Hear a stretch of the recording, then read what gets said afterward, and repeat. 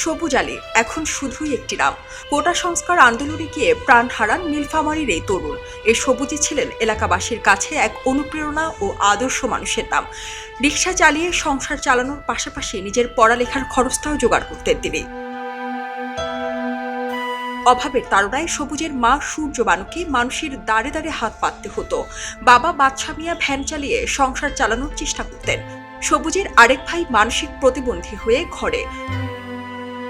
সবুজের মৃত্যুর কদিন আগে তার বাবা ভ্যান বিক্রি করে মানিকগঞ্জে গিয়েছিলেন দিনমজুরির কাজে। ফিরেছেন ছেলের মৃত্যুর খবর পেয়ে। বাবা মায়ের সব স্বপ্ন ছিল সবুজকে ঘিরে। আজ কেবলই অন্ধকার আর বুক ভরা দীর্ঘশ্বাস।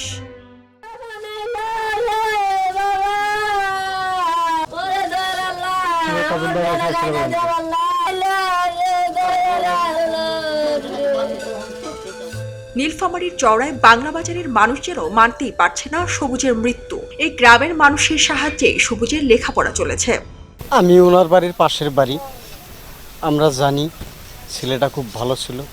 ছেলেটা ছোটোবেলা থেকেই কষ্ট করছে। ওনার বাবা মা কষ্ট করছে।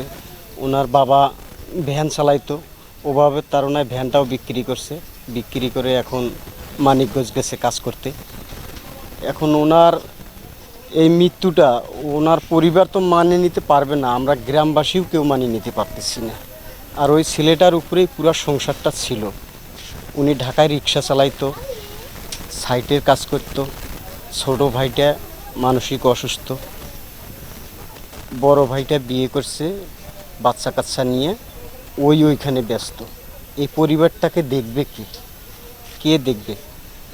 এই ছেলেটার মাও সপ্তাহে 2 দিন ভিক্ষা করতো শহীদপুরে। ও চলে গেল, এখন এই পরিবারটাকে দেখবে কি? ছোট্টবেলা থেকে রাজনীতি করে এবং ঢাকায় কলেজে সে লেখাপড়া করে এবং রাজনীতি আওয়ামী লীগ ছাত্রলীগে আছে।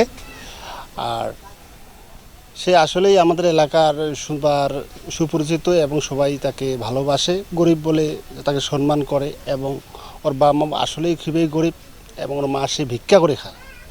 ভিক্ষা করে সে চাঁদা কালেকশন করে তার ছেলে সন্তানের লেখাপড়া খরচ যোগায়।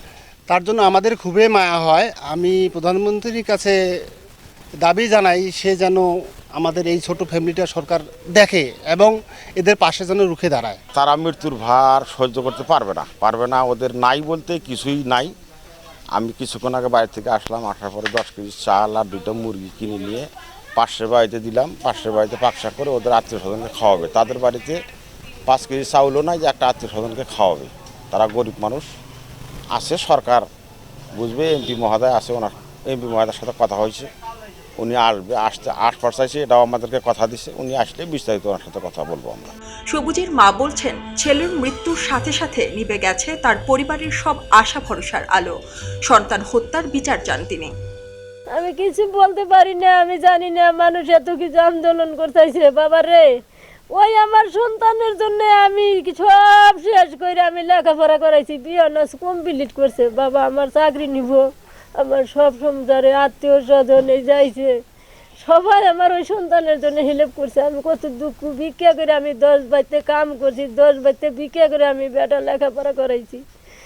আপনাদের কাছে অনুরোধ করি আমার এই বিচার, আমার সন্তানের বিচার জানি আমি পাই। এলো খবরের কাগজ, নিখাত, নির্ভীক, নিরপেক্ষ।